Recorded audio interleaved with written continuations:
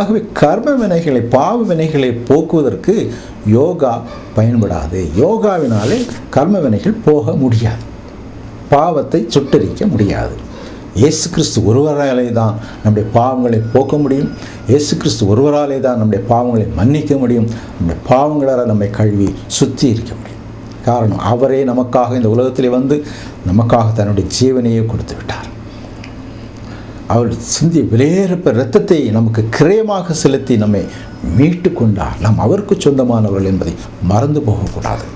ஆகவே பாவ விமோசனத்துக்கு, பாவ பரிகாரத்துக்கு வர வேண்டிய ஒரே இடம் இயேசு கிறிஸ்து.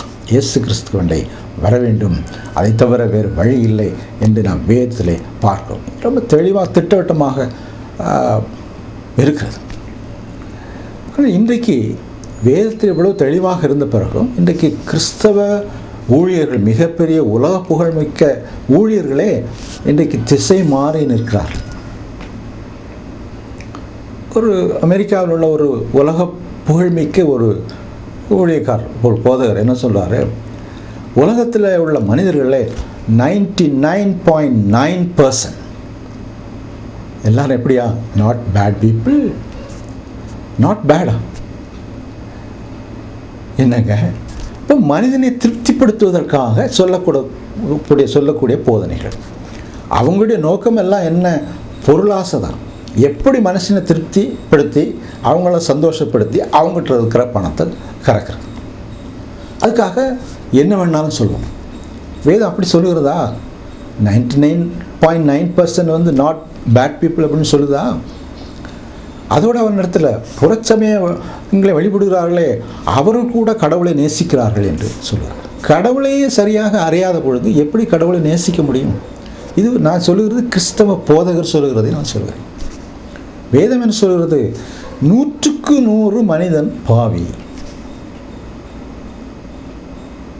தெளிவாக இருக்குது. எல்லாரும் பாவம் செய்து ஏகமாய் கெட்டு போனவர்கள். நல்லவன் இல்லை, ஒருவனாகிலும் இல்லை. நீதிமான் ஒருவனாகிலும் இல்லை. ரோமர் நிருபத்தில் அழகாக சொல்லியிருக்கு. ரோமர் 3ஆம் அதிகாரம் 10ஆம் வசனம், 12ஆம் வசனம், 23ஆம் வசனம் தெளிவாக சொல்லியிருக்கு. இது யார் விதிவிலக்கு இல்லை. இப்போது இந்த கிறிஸ்தவர் போதகர் சொல்லிட்ட உடனே எல்லாரும் நல்லவங்கள் ஆயிடுவாங்களா? தேவனுடைய சமூகத்தில் நல்லவங்கள் ஆக முடியுமா? இல்லை. அப்போ அவர் எப்படிப்பட்டவர் என்பதை அதிலிருந்து தெரிகிறது. இன்னும் பார்க்க போனால் ஒரு காலத்தில் வந்து இயேசு கிறிஸ்துவே ஒரே வழி என்று சொன்ன உலக புகழ்மிக்க ஒரு பிரசங்கர். அப்புறம் அவர் மிக அமெரிக்காவை சேர்ந்தவர் தான். அவர் இன்றைக்கி என்ன சொல்லிட்டு இருக்காரு? இயேசு கிறிஸ்து மட்டும்தான் ஒரு வழி என்பது அல்ல, வேறு வழிகளும் இருக்கின்றன. இயேசு கிறிஸ்துவை அறியாதவர்கள், அந்த பேரே கேள்விப்படாதவர்கள் கூட சும்மா கடவுள்னு நினச்சிட்டாலே அவங்க எல்லாரும் பரலோகத்துக்கு வந்து விடுவார்கள், நம்மோடு இருப்பார்கள் என்று சொல்கிறார். என்ன தவறான ஒரு போதனையாக இருக்கிறது.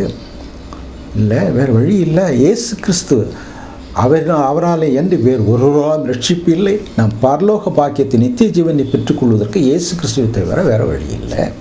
அதனால தான் சொல்கிறார், நானே வழியும் சத்தியம் ஜீவனுமாக இருக்கிறேன், என்னாலே இல்லாமல் ஒருவனும் பிதாவினிடத்தில் வர முடியாதுங்கிறாரு. எவ்வளோ தெளிவாக இருக்குது. இதை வச்சுட்டு, இந்த வேதத்தை கையில் வச்சுட்டு இவ்வளோ அபாண்டமான ஒரு போதனையை போதிக்கிறாங்கன்னு சொன்னால் எவ்வளோ பெரிய தவறு. இது யாருடைய காரணம் என்ன? அவங்களுக்கு எல்லாருக்கும் மக்களை திருப்திப்படுத்தணும், அவங்கள்ட்ட உள்ள அதை நமக்கு ஆதாயப்படுத்திக் கொள்ளணும், அவ்வளோதான். பொருளாசையுடையவர்களாகத்தான் இந்த போதனைகள் எல்லாம் போதிக்கிறார்கள் என்பதுதான் உண்மையாக காணப்படுது. யோகாவினுடைய அடுத்த மிக முக்கியமான நோக்கம் என்ன? மனிதனிலே சக்தி சக்கரங்கள் இருக்கின்றன. அதில் நூற்றுக்கணக்கான சக்கரங்கள் உண்டு என்று குறிப்பிடுகிறார்கள். அந்த சக்கரங்களுடைய இருக்கக்கூடிய இடத்தை பற்றி சொல்லும்போது என்ன சொல்ல, நரம்பு முடிச்சுகள் என்று சொல்லப்பட்டிருக்கு. அந்த நரம்பு முடிச்சுகளிலே நாளமில்லாத சுரப்பிகள், அது ஒரு இயக்கு நீரை சுரக்கின்றன. அந்த இயக்கு நீரை செயல்பட வைத்தல், அதை சுரக்க வைத்தல், செயல்பட வைத்தல், அதுதான் யோகாவினுடைய முக்கியமான ஒரு குறிக்கோளாக காணப்படுகிறது.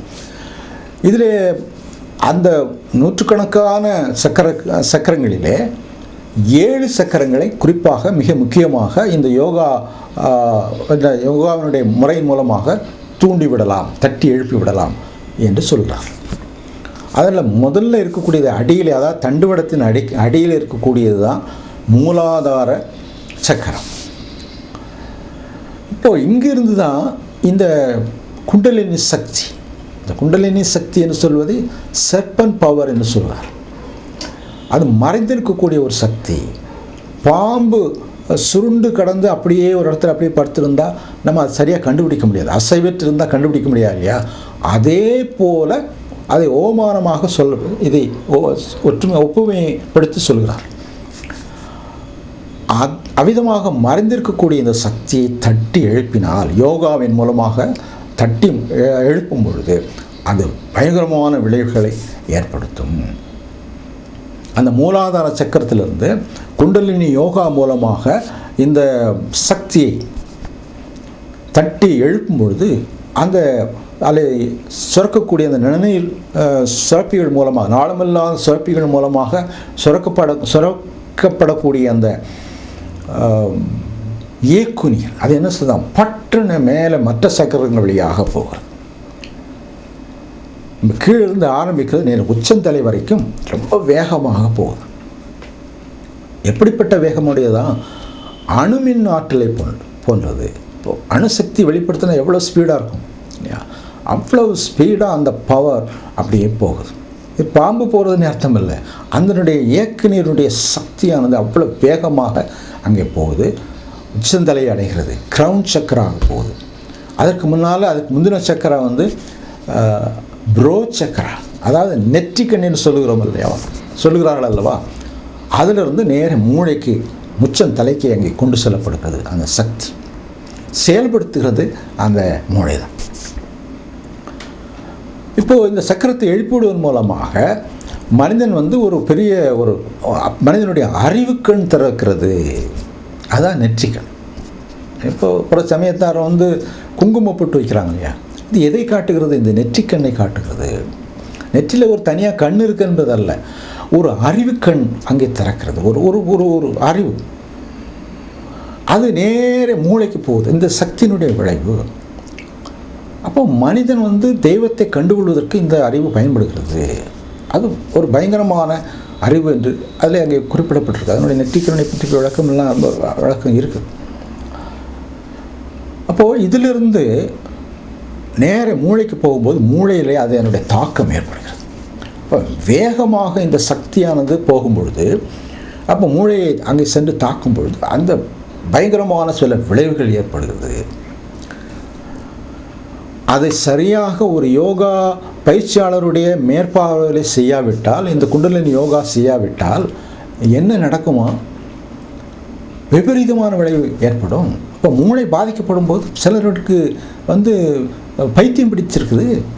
யோகா பயிற்சியாளர் சொல்லக்கூடிய உண்மையாக காணப்படுகிறது. இதெல்லாம் சைடு எஃபெக்ட்னு சொல்லிடுறது ஏற்படும் அந்த மூளை அதிர்வினால். அதனோட பல அந்த ஒருவர் சொல்லும் பொழுது malfunctioning of the brain, வழக்கமாக மூளை சரியாக செயல்படக்கூடிய நிலையை விட்டு சற்று தவறிவிட்டால் விபரீதமான விளைவு நடக்கும். என்ன வருமா? ஃபேண்டசி, ஹாலுசினேஷன், இதெல்லாம் வரும். அப்படின்னா என்ன அர்த்தம்? பயங்கரமான தோற்றங்கள் எல்லாம் அவங்களுடைய காணப்படும். அவங்களுக்கு கண்களுக்கு ஏதோ பல தோற்றங்கள்லாம் தெரிகிற மாதிரி இருக்கும். எனக்கு ஒரு நண்பர் உண்டு. அவர் ஒரு அவர் வீட்டுக்கு போயிருக்கும்போது அவர் இது மாதிரி சொன்னார், எனக்கு எங்கள் வீட்டில் ஹாண்டட் மாதிரி இருக்குது, எனக்கு பல தோற்றங்கள் எல்லாம் தெரிகிறது, பாம்புகளெல்லாம் அங்கே நடமாட்டிக்கிட்டு தெரியுது, அங்கே தரையில் படுத்துருக்குது, அங்கே ஜன்னல் அங்கங்கே இடுக்கள்லாம் இருக்குது, அங்கே ஃபோட்டோலாம் இருக்குன்னா அதை சுற்றி இருக்குது. இது எனக்கு மட்டும்தான் தெரியுது, வேறு யாருக்கும் தெரியல. நான் எங்கள் வீட்டுக்குள்ளே எந்த இடத்துல அடி எடுத்து வச்சாலும் அங்கெல்லாம் வருது. இது அவருடைய ரொம்ப தெளிவாக சுய அறிவோடு சொன்னது தான். அவர் ஒரு கிறிஸ்தவ நண்பர் தான். இப்போது இதனுடைய காரணம் இதுதான். சரியாக இந்த மூளையினுடைய செயல்பாட்டில் சற்று ஒரு மாறுபாடு ஏற்படும் பொழுது இவைகள் நடக்கின்றன. அவர் காட்சி இந்த பிசாசுகளை காண்ற மாதிரி காட்சி. அதில் நிறைய பெண் பிசாசுகள் தான் இவர் பார்க்குறது. அவைகள் என்ன செய்யுமா? இவரை தாக்கும். அங்கேருந்து வெளியே பெரிய அண்டா குண்டான் எல்லாம் தூக்கி எறியுமா இவர் மேலே. கிட்ட வருவது மாதிரி வருமா, அது அப்புறம் மறைஞ்சு போயிடும். இப்படி நடுக்கத்தோடு தன்னுடைய வாழ்க்கையை அவர் ஓட்டி கொண்டிருந்தார், வேதனையோடு சொல்லி கொண்டிருந்தார். இப்படிப்பட்ட காட்சிகள் எல்லாம் அவருக்கு வந்தது. கடைசியாக நான் புறப்படுற நேரத்தில் சொன்னார், கொஞ்சம் நீங்கள் பயப்படாதீங்க, நான் ஒன்று சொல்ல போகிறேன்னு சொன்னார். என்ன சொல்லுங்கன்னு சொன்னேன். உங்கள் கழுத்தை சுற்றியும் ஒரு பாம்பு சுற்றி இருக்குது அப்படின்னாரு. இப்போ எனக்கு ஒன்றும் தெரியல, நான் ஒன்றும் பயப்படலை. இப்போ இவ்விதமான விபரீதமான தோற்றங்கள் காணப்படும்.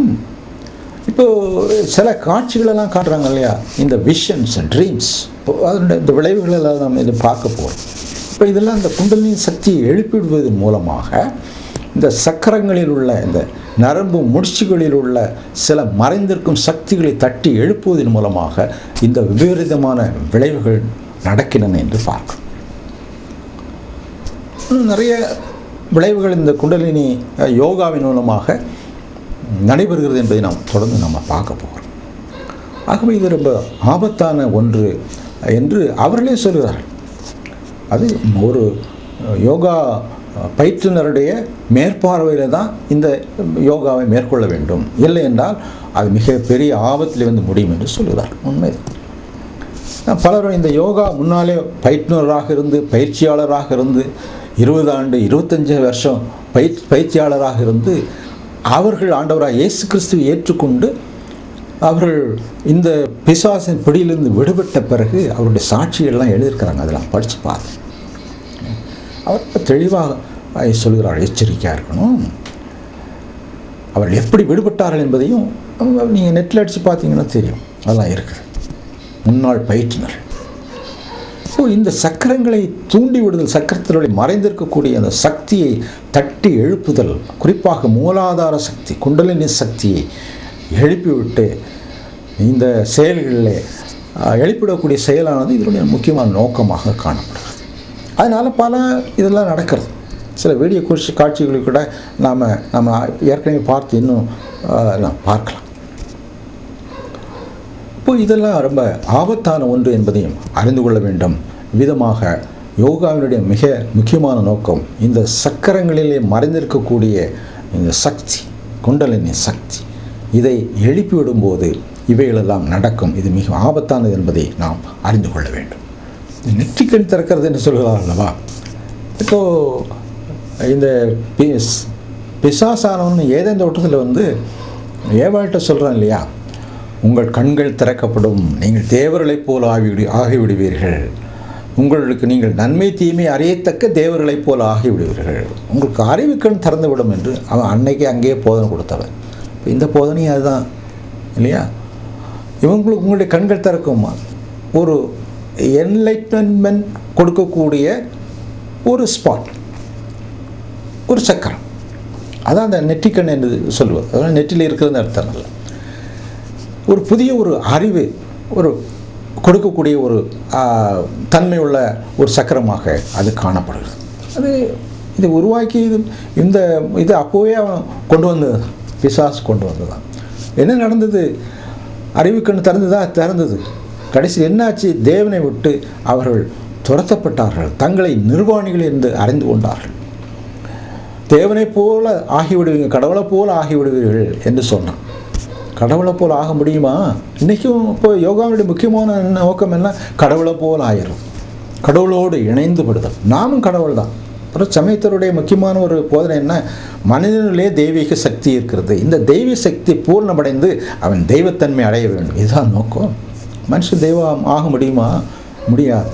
இது பிசாசனுடைய போதனை என்பதை திட்டவட்டமாக அறிந்து கொள்ள வேண்டும். மக்களை கடவுளிலிருந்து திசை திருப்புவதற்காக பிசாசு கொண்டு வரக்கூடிய ஆலோசனையாகத்தான் இது அமைந்திருக்கிறது என்பதை நாம் தெளிவாக அறிந்து கொள்ள வேண்டியது அவசியமாக இருக்கிறது. அடுத்ததாக யோகாவினுடைய விபரீத விளைவுகள், யோகாவின் மூலமாக ஏற்படக்கூடிய விளைவுகள், இந்த குண்டலினி சக்தியை தூண்டி விடுவதன் மூலமாக வரக்கூடிய விளைவுகள்.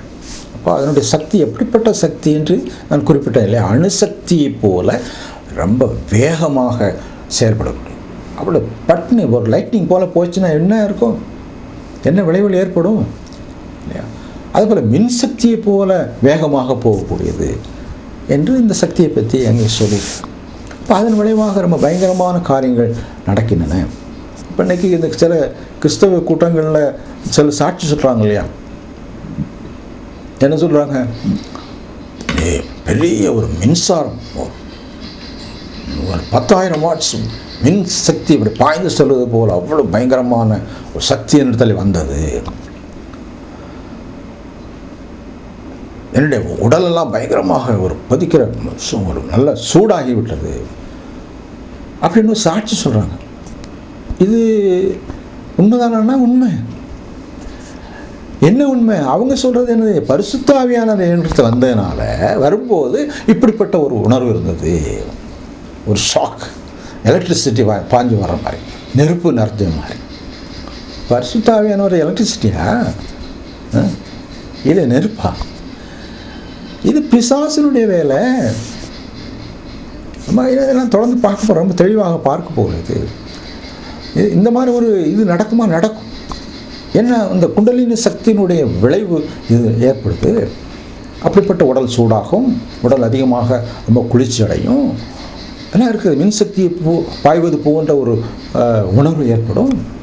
இதெல்லாம் ஏற்படக்கூடியது. அந்த விளைவுகள் என்னென்ன நாம் பார்க்க போகிறோம். ஒன்று டெலிபதி. டெலிபதினா என்ன? சுய வசிய இயக்க செயல். வசிய சக்தியின் மூலமாக சுய வசியம், வேற ஒருத்தர் வசியம் செய்ய வேண்டிய அவசியம் இல்லை. தானாக இந்த சக்தியை தூண்டி விடும் பொழுது அது ஒரு வசிய சக்தியை ஏற்படுத்தி இந்த உடலில் பல விதமான செயல்களை இங்கே செய்ய வைக்கிறது என்று பார்க்குறோம். செல்ஃப் ஹிப்னோசிஸ் ஏற்படுகிறது. அடுத்து டெலகினசிஸ், ஆவி உடலை விட்டு வெளியே செல்வது போன்ற தோற்றங்கள் எல்லாம் காணப்படும். ஆவி உடலை வெளியே போகிறது, அங்கேருந்து இந்த உடலை பார்க்குற மாதிரி, இந்த மாதிரி அனுபவங்கள்லாம் ஒரு தோற்றங்கள், அதெல்லாம் தோற்றங்கள் தான், தோற்றங்கள் ஏற்படும். அதே போல் லெவிட்டேஷன். லெவிட்டேஷன் என்ன? காற்றில் மிதப்பது போன்ற அனுபவம். இந்த ட்ரக் அடிக்ட்ஸ், அதாவது இந்த போதை ஊசி போடுறவங்க, இந்த போதை மருந்து பயன்படுத்துகிறவங்கெல்லாம் என்ன சொல்லுவாங்க? இந்த மாதிரி போதை மருந்து போட்டாச்சுன்னா, போதை ஊசி ஏற்றியாச்சுன்னா காற்றில் மிதக்கிறது மாதிரி ஒரு பரவச அனுபவம் இருக்கும். இது அதே போல் உள்ள அனுபவம் தான் நீங்கள் சொல்கிறது. இது இந்த சக்தி எழுப்பப்பட்டது மூலமாக, அந்த செயல்பாட்டின் மூலமாக ஏற்படக்கூடிய ஒரு அனுபவமாக இருக்கிறது. அடுத்தது மிஸ்டிக்கல் எக்ஸ்பீரியன்ஸ். மிஸ்டிக்கல் எக்ஸ்பீரியன்ஸ் மாய அனுபவம், ஒரு மாய தோற்றங்கள் வருதுன்னு சொல்லலையா? இதெல்லாம் நடக்குது. அதாவது மாந்திரிக காட்சிகள், மாந்திரிக செயல்பாடுகள் அங்கே செயல்படுகின்றன என்று நாம் பார்க்க முடியும். இப்போது இந்த சில இந்த பிள்ளையுடைய கார்ட்டூன்களில் இப்போ போடுறதுன்னு பார்த்தீங்களா, அது இஎஸ்பி. அதாவது ரொம்ப இஎஸ்பிங்கும்போது ஒரு இந்த மாதிரி ஒரு நெட்டிக்கன் செயல்பாடு போத எக்ஸ்ட்ரா சென்சரி பெர்செப்ஷன் அது நடக்கும். இப்போது அந்த கார்ட்டூனில் பிள்ளைகளுக்கு சில இதெல்லாம் போடுறாங்க இல்லையா? அதாவது ஒரு பொருள் காணாமல் போச்சுன்னா, அது ஒரு ஆள் காணாமல் போச்சுன்னா, அது எங்கே இருந்தாலும் அது கண்டுபிடிச்சிடுவாங்க. ஏன்னா அவங்களுக்கு அந்த அறிவில் அந்த இஎஸ்பி மூலமாக அது தெரியுது. இல்லை யாருடைய செயல்? பிசாசனுடைய செயல். இந்த மாதிரி கார்ட்டூன்களில் நம்ம பிள்ளைகளை பார்க்க விடாமல் தடுப்பது அவசியமாக இருக்கிறது. அது அவருடைய மூளையை பாதிக்கக்கூடிய செயல்களாக காணப்படுகின்றன. அங்கே நடக்கக்கூடிய காரணம், இந்த கார்ட்டூனில் செய்யக்கூடிய இந்த காரியங்கள்லாம் அங்கே மூளையில் பதியுது. பார்க்குறதெல்லாம் ராத்திரி நேரத்தில் பயங்கரமான கனவுகளை காணுவதற்கு அவைகள் வழிவகுக்கின்றன. இந்த பிசாசின் தந்திர செயலுக்கு விலைக்கு பிள்ளைகளை காக்க வேண்டியது அவசியமாக இருக்கிறது. பெற்றோர்கள் இதை குறித்து மிகவும் விழிப்புணர்வாக இருக்க வேண்டியது அவசியமாக இருக்கிறது. இல்லை என்ன ஏற்படுது? இப்போ ஏஎஸ்பி மாதிரி ட்ரீம்ஸ், கனவுகள், விஷன்ஸ், காட்சிகள், அதில் அவுட் ஆஃப் பாடி எக்ஸ்பீரியன்ஸ், அதாவது சரீரத்துக்கு புறம்பாக போய் செய்யக்கூடிய பல செயல்கள் போன்ற சில அனுபவங்கள்லாம் ஏற்படும். விசிட்டட் பை ஸ்பிரிட்ஸ், ஆவிகள், அசுத்த ஆவிகள் நான் ஏற்கனவே சொன்னேன் இல்லையா, இந்த யோகாவின் மூலமாக அசுத்த ஆவிகளை தொழுது அசுத்த ஆவிகளை நம்முடைய உடலில் வரவேற்றுக் கொள்கிறோம் என்பதுதான் பொருள். அது முதல்ல அசுத்த ஆவிகள் நம்மிடத்தில் வரும்பொழுது ஒரு நல்ல ஃப்ரெண்ட்லியாக காட்டிக்கொள்ளும். அதன் பிறகு நம்மை தாக்குவதற்கு என்ன செய்யணுமோ அதை செய்யும். இது யார் சொல்கிறது? Former yoga experts, yoga tutors. அவங்க சொல்கிற தங்களுடைய அனுபவங்களை சொல்கிறாங்க. தகவல்களை தாக்கி அவர்களை கழுத்து நெரிக்கிறதும், அவர் பல விதமான தாக்குதலை கொடுப்பதும் ஆரம்பிச்சிரும்னு சொல்லி இது இவர்களுடைய விளைவாக காணப்படுகிறது. அதேபோல் கட்டுப்படுத்த முடியாத பல உடல் அசைவுகள், உடல் செயல் என்ன ஷேக், அப்படி உடலெல்லாம் அப்படியே குலுக்கிறது போல உள்ள அனுபவங்கள் இதெல்லாம் பார்க்கணும். நீங்கள் கிறிஸ்தவ கூட்டத்திலே பார்க்கலாம். இப்போ யோகா பண்ணுறவங்க கூட்டத்தில் மட்டும் இல்லை, கிறிஸ்தவ கூட்டத்திலே நம்ம இங்கே பார்க்கலாம். ஜெக் தலையெல்லாம் வெட்டி வெட்டி யாருக்கு நான் இப்போ இந்த யோகா காட்சி பண்ணுறவங்க தட்டி தலையை வெட்டி வெட்டி அங்கே இருக்கிற காட்சிகளை நான் பார்க்கணும். இதே போல கிறிஸ்தவ கூட்டங்களிலே கிறிஸ்தவ போதகர்கள், கிறிஸ்தவர் அங்கே கலந்து கொள்கிறவர்கள் இந்த மாதிரி அனுபவத்துக்குள்ளாக இந்த அனுபவத்தை கொடுக்கிறது யாரு? விளைவாக ஏற்படுகிறது இந்த பிசாசினுடைய சக்தியின் விளைவாகத்தான் இவர்கள் ஏற்படுகிறது என்பதில் சந்தேகமில்லை. அதே போல் ட்ரமர்ஸ், உடல் நடுங்குகிறது, கட்டுப்படுத்த முடியாத சிரிப்பு. பாருங்களா, இது ஒரு பெரிய நாகரிகம். நிறைய பேர் நிறைய இடத்துல இப்போ ஊழியக்காரங்கள் அவங்களும் விழுந்து சிரிக்கிறது, மற்றவங்களையும் அங்கே சிரிக்க வைக்கிறது. சிரிக்க யாருடைய வேலை இது? இந்த குண்டலின் சக்தியினுடைய வெளிப்பாட்டின் விளைவுகள் தான், பிசாசினுடைய செயல்பாடுகள் தான் இவைகள் என்று தெளிவாக பார்க்க முடிகிறது. அதே போல் சிரிக்கிறது மட்டும் இல்லை, அழுக கட்டுப்படுத்த முடியாது, தேம்பி தேம்பி அழுகிறது, பயங்கரமான அழுக. சிலருக்கு தலைவலி ஏற்படுது, குடிகாரன் போல தள்ளாடுதல். இது அங்கே மட்டும் இல்லை, எங்கே கிறிஸ்தவ ஊழியக்காரர்கள் தள்ளாடி விடுறதெல்லாம் பார்த்துருக்கீங்களா? வீடியோவில் பார்க்கலாம். குடிகாரன் போல அப்படியே தள்ளாடி விடுறது. இது ட்ரங்க் இன் த ஸ்பிரிட். இது என்ன ஸ்பிரிட்? இது பிசாசனுடைய ஸ்பிரிட்டு. ஒன்று குடிகார மாதிரி ஒன்று ஆட வைக்குது, கீழே விழ வைக்குது, நான் குளறி பேச வைக்குது. பேசுகிற குடிகாரனை போலவே பேசுவாங்க. இந்த காட்சிக்கெல்லாம் வீடியோவில் நம்ம பார்க்க முடியும். கிறிஸ்தவ கூட்டங்களில் சொல்கிறேன், இது இந்த குண்டலின் சக்தியினுடைய விளைவுகள், அதாவது பிசாசினுடைய செயல்பாடுகள் என்று நாம் தெளிவாக அறிந்து கொள்ள வேண்டியது அவசியமாக இருக்கிறது. இதெல்லாம் இந்த யோகாவினுடைய விளைவுகளாக காணப்படுகின்றன. அதே போல் அனிமல் பிஹேவியர், மிருகங்களைப் போல சத்தம் போடுறது, மிருகங்களைப் போல செயல்படுது. இப்போது நாய்களைப் போல உழ விடுறாங்க. கிறிஸ்தவ கூட்டங்களை பார்த்துருக்கீங்களா? வீடியோவில் பாருங்க. நாய்களைப் போல உழுறது, ஊழ விடுதல், நாய்களைப் போல குறைத்தல், நாய்களைப் போல நடத்தல். சங்கிலி போட்டு நாயை இழுத்துட்டு போகிற மாதிரி கழுத்தில் கட்டி ஒரு கயிறையும் வச்சு பிடிச்சி இந்த ஆளை அப்படியே 4 காலம் நடக்க செய்கிறது. 2 காலை ஊனி கையை ஊனி அப்படியே நடத்திட்டு போய் சேரில் உட்காந்துக்குவார். உட்கார்றவரும் அதை கூட்டிகிட்டு போகிறவரும் நல்லா கோட்டும் சூட்டு போட்டு தான் இருப்பாங்க. இது எங்கே இருக்குது? கிறிஸ்தவ கூட்டத்தில் நான் சொல்கிறேன். இந்த சக்தியினுடைய விளைவுகள் எவ்விதமாக இங்கே பரிமாற்றம் செய்யப்பட்டுள்ளன என்பதை அறிந்து கொள்ள வேண்டும் என்பதற்காகத்தான் நான் இதை சொல்கிறேன். அதே போல் நரிகளைப் போல ஊழையிடுதல், சிங்கத்தைப் போல விரும்புதல், புலியைப் போல கத்துதல், இதெல்லாம் இதனுடைய விளைவாக ஏற்படக்கூடியவர்கள். இதெல்லாம் இங்கேயும் நம்ம பார்க்க முடியும். அதே போல் இந்த சக்திகள், இந்த குண்டலினி சக்தியின் மூலமாக நோய்கள் கூட குணமாகும்னு சொல்லி சில கூட்டம் சுகமளிக்கும் கூட்டங்கள் நடத்துகிறாங்க இல்லையா? இப்போ எந்த சக்தி அது? குண்டலினி சக்தி. ரொம்ப தெளிவாக அறிந்து கொள்ள வேண்டியது அவசியமாக இருக்கிறது. அதே போல் இந்த குண்டலினி சக்தியானது டங்ஸ் பேச வைக்குமா? இப்போ டங்ஸ் பேசுகிறாங்கன்னா என்ன சக்தி இது? பரிசுத்தாவியானவரா? இல்லை, அசுத்தாவினுடைய சக்தி. பேச முடியும், ஜிபரிஷ் லாங்குவேஜில். இப்போ இதெல்லாம் சொன்னால் ரொம்ப சிலருக்கு ரொம்ப வருத்தம் ஏற்படுறோம். என்னடா இப்படி? உண்மைதான். காரணம், இந்த செயல்பாடுகள் எதுவுமே வேதத்திலே சொல்லப்பட்டவைகள் அல்ல, வேதத்திலே நடந்தவைகள் அல்ல. ஆதி திருச்சபையிலே பரிசுத்தாவியானுடைய செயல்பாடுகள் என்று பல செயல்பாடுகளை பார்க்கிறோமே, இதில் எந்த செயல்பாடும் பரிசுத்தாவியானுடைய செயல்பாடுகளே இல்லை. வேதத்திலே நாம் பார்க்க முடியாத செயல்பாடுகள். அப்போ வேதத்திலே இல்லாத செயல்பாடுகள் அப்போ யாருடைய செயல்பாடுகள்? பரிசுத்த ஆவியானுடைய செயல்பாடுகளா? இல்லவே இல்லை. அசுத்த ஆவியினுடைய செயல்பாடுகள் என்பதை மிக தெளிவாக அறிந்து கொள்ள வேண்டியது அவசியமாக இருக்கு. தொடர்ந்து இந்த இதெல்லாம் எப்படி செயல்படுகிறது என்பதையும் நாம் தொடர்ந்து பார்க்க போகிறோம். இப்போது இன்றைக்கு உள்ள கள்ள போதகர்கள் இந்த சக்தியை பயன்படுத்துகிறாங்க.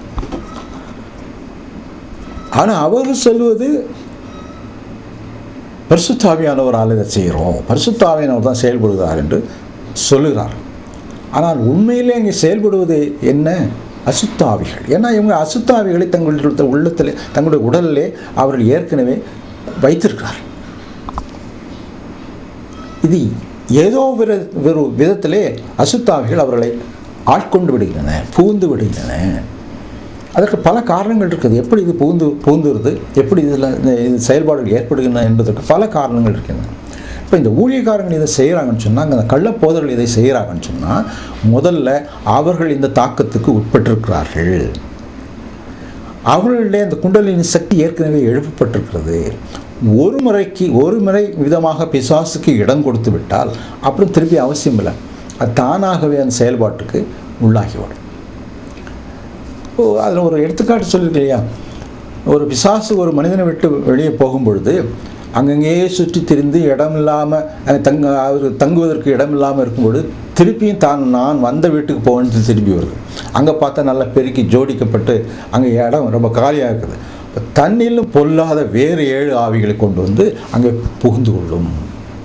இதுதான் இன்றைக்கி நடக்கிறது. கிறிஸ்தவ போதர்களிடத்தில் நடக்கக்கூடிய காரியங்கள் வேளாதான் காணப்படுகின்றன. காரணம் என்ன? இவைகள் அவ்வளவும் வேதத்துக்கு புறம்பான செயல்பாடு, வேதத்தில் இல்லாத செயல்பாடுகள், எக்ஸ்ட்ரா பிப்ளிக்கல்னு சொல்கிறோம் இல்லையா, அதுதான். அப்போது அவர்கள் இந்த தாக்கத்துக்கு உட்பட்டிருக்கிறார்கள். இந்த தங்களில் இங்கே எழுப்பப்பட்ட இந்த சக்தியை, குண்டலினி சக்தியை மற்றவர்களுக்கு பரிமாற்றம் செய்கிறார்கள். அதனால் மற்றவர்களுக்கு போகுது. கூட்டங்களில் இவங்க என்ன செய்ய சொல்கிறாங்களோ மற்றவங்க அதை செய்வாங்க.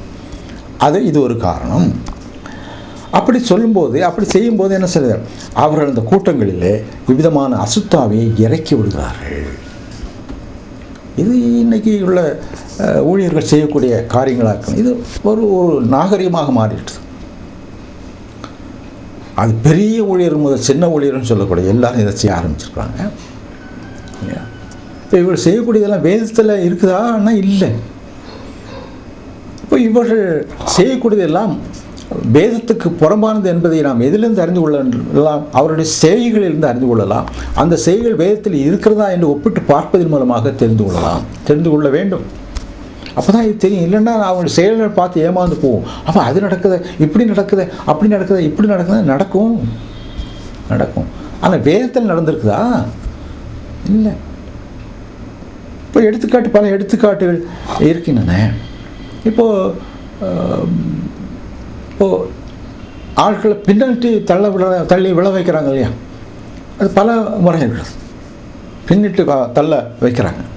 இதற்கு காரணம் என்ன? இது பரவலாக நடக்கக்கூடியது இல்லையா? அது பல விதத்தில் அவங்க பின்னிட்டு விழுறாங்க.